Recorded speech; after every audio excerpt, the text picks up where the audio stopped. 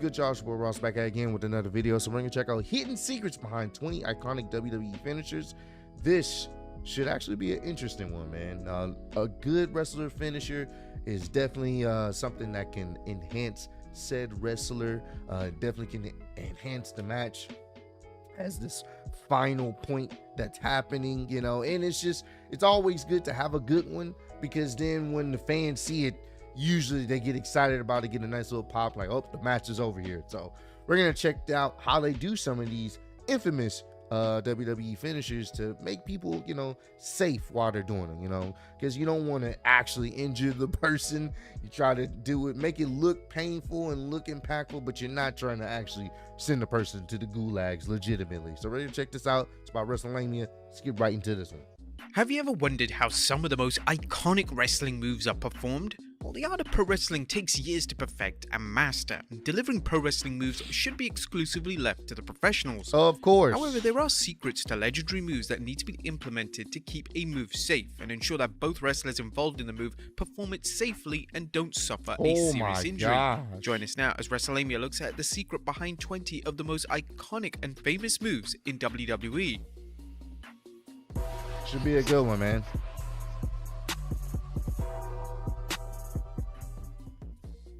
Be sure to subscribe and hit that notification bell for daily wrestling videos, and follow us on Facebook for exclusive lists. Also check out our new channel, WrestleMania Shorts. Number 20, the Super Kick. Whilst the Super Kick is now one of the most overused moves in pro wrestling, the move needs to be delivered with a degree of caution. The most famous wrestler to ever deliver the move was Shawn Michaels, whose version of the move known as Sweet Chin Music. If contact is made, then the wrestler should have their hands up to cushion the blow. Additionally, a lot of modern wrestlers aim their kicks towards the shoulder or chest, and the kick should be delivered lightly so the move causes as little damage as possible. The wrestler delivering the move is also prone to slapping their thigh, which makes an emphatic sound. However, it's worth noting that this has received extensive criticism in recent years, and a number of wrestlers prefer not to incorporate a thigh slap. Number 19, Crossroads. Only because it's like, you know, it's so visible.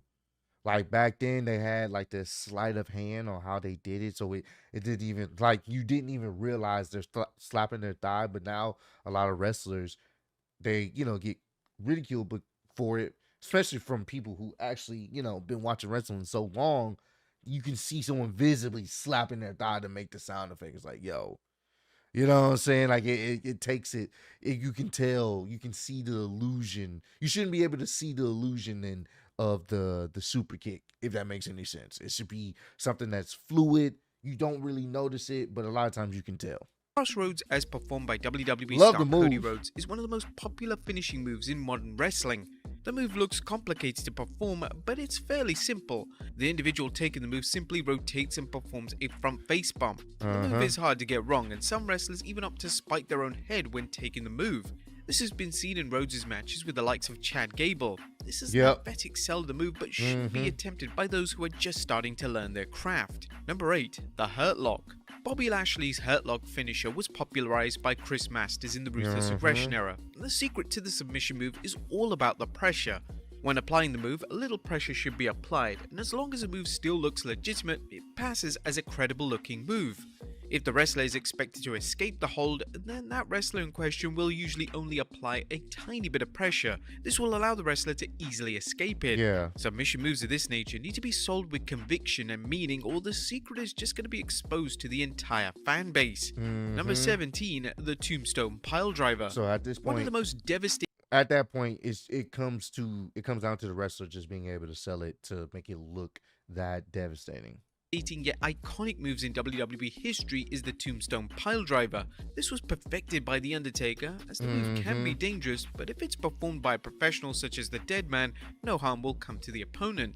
The wrestler's head should never touch the mat when delivering the move, and in order to make sure the Deadman doesn't drop his opponent, the opponent will wrap their arms around the Deadman, giving themselves a ton of support when he eventually falls hard onto his knees. For the move to work, it requires a ton of cooperation, but as long as both wrestlers are on the same page, everything should be absolutely fine. Number 16. Yeah, it can definitely be dangerous if not performed correctly. The Styles Clash. The styles clash has caused a number of injuries throughout the Oh move's my existence, and the main reason for this God. is that certain wrestlers have taken the move Oh, completely the wrong way. oh, When AJ Styles gets his opponent in a position to slam them into the mat, the opponent must not under any circumstances tuck their oh, chin in. This can lead to a broken neck. oh, The issue is that it's oh, a wrestler's instinct to tuck their chin in during a match, so this likely oh. explains why so many injuries have occurred. James Ellsworth notably discussed this during Eric Bischoff's podcast and stated, it's just that instinctive, like, wrestler thing of tuck your chin, and that's the one move you don't do it on. And I felt so bad about it, like afterwards, because and they were all cool about it and everything, because it looked good on TV. It looked like he killed me, so it's not like it looked like bad or anything. But it just was that instinct of tuck your chin. Been told to do it for 14 years, and that was, that's all it was. But I was okay. It was fine. I didn't get hurt obviously, and AJ's like I said earlier, in my humble opinion, is the best in the world, and he knows how to adjust to things. And everything, was okay afterwards. Bro, that move is always so scary. Oh my God. Oh, cringe-inducing. It looks like a painful finisher, bro. You gotta know what you're doing, bro. That's crazy. Number 15, the STF. Oh, man. John Cena's version of the STF is often criticized, as Cena greatly exposes how the move is performed safely. Yeah. The lower leg of the opponent should be loosely locked behind the leg of the wrestler delivering the move. Then the wrestler delivering the move should then apply a face lock style submission that applies little to no pressure. If this was applied for real, it would cause extreme anguish, so it's all about being cautious with the move and limiting how much pressure is applied. Number 14, the German suplex. German suplexes are very common in modern wrestling, but there is a trick in making sure the move is executed as safely as possible. The wrestler taking the move should aim to land on their back or upper shoulder region, but sometimes they have a horrible landing and land right on their head or neck. According to WWE legend Mick Foley on his podcast, he hates German suplexes. This comes from a man who was thrown off the top of a Hell in a Cell. Facts. Foley stated, I don't like German suplexes. I think that over time they shorten careers. They do. And they destroy the quality of life. So people can attack me for that. There's a little margin for error. I'd say there's more margin for error on the German suplex, but that it's just over time. It's going to wear you out.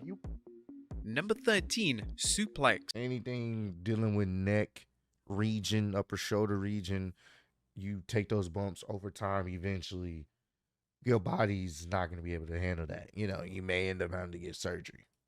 One of the most fundamental moves in wrestling is the suplex. The suplex is performed thanks to clear cooperation between the two wrestlers, and the wrestler taking the move will usually post their hand on the wrestler's side, which allows them to flip over and take the suplex bump.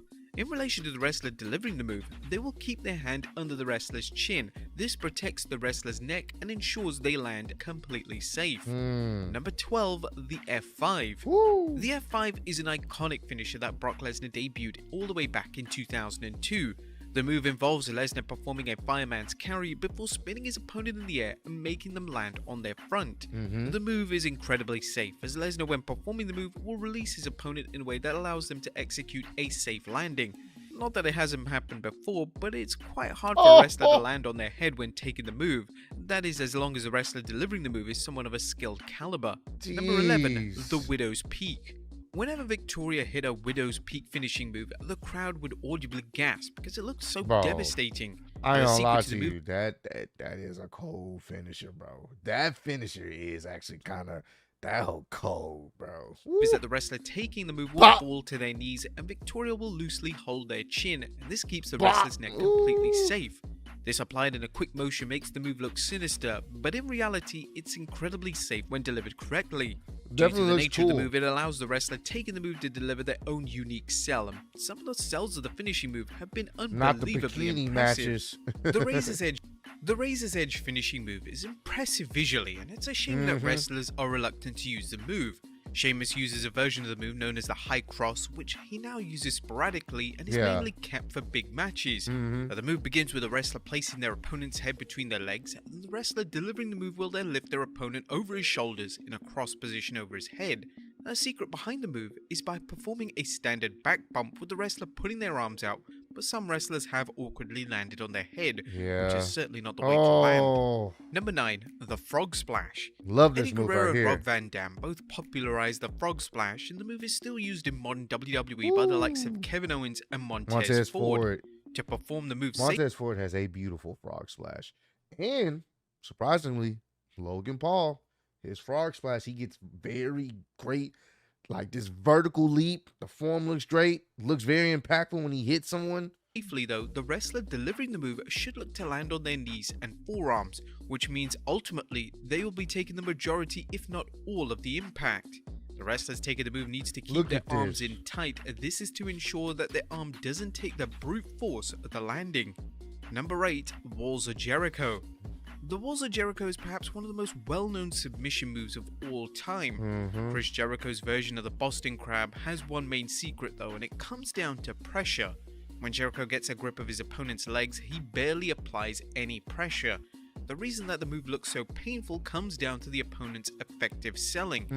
The opponent has to sell the move as if they're in absolute agony, and that's how the move is going to be seen by the audience as a credible, legitimate submission hold. Number 7, the Body Slam. One move that is featured in 99% of matches is the Body Slam. It's one of the first moves that is taught to students at wrestling school, and the mechanics of the move are rather simple. The wrestler taking the Body Slam will use their hand to post on the wrestler's leg. This allows the wrestler delivering the move to safely lift them up and slam them to the mat. This makes the wrestler a lot lighter, and it's how smaller wrestlers are able to slam super heavyweights. Picking Big Show up, I believe that was WrestleMania 30. I think the first Andre Battle Royal, him doing that was very impressive. Got a huge pop. Thought they were going to do something with Cesaro here. They didn't, unfortunately, long term, but this was still an impressive moment. It's also common for the wrestler delivering the move to realign their head to the back of their opponent's head. This ensures that the wrestler lands back first and avoids having a horrific landing on their neck or head area. Number 6, the leg drop. Now, the wrestler for making the leg drop famous is Hulk Hogan, but even he has to admit that it hurts the wrestler giving the move way more than the wrestler taking it. In the kayfabe world, it's explained that the move is performed with the wrestler landing on their opponent's neck, but obviously if this was actually happening, there would be grave consequences. Instead, the wrestler delivering the move will land on top of their opponent's chest, but without full-blown contact. When the wrestler sits down for the leg drop, they will land with their leg bent, meaning that they themselves take the majority of the impact. Number 5, GTS. And I believe Hulk Hogan has said that's probably the move that's, caused him the most pain later in his years, Whenever a wrestler such as CM Punk delivers a GTS, it always looks painful to take, but there is a secret to perfecting the move and keeping it safe. When the wrestler taking the move is about to hit the knee, they should already have their feet on the ground. Then within a matter of moments, the wrestler should turn their head and safely land their head on the wrestler's cushioned knee pad.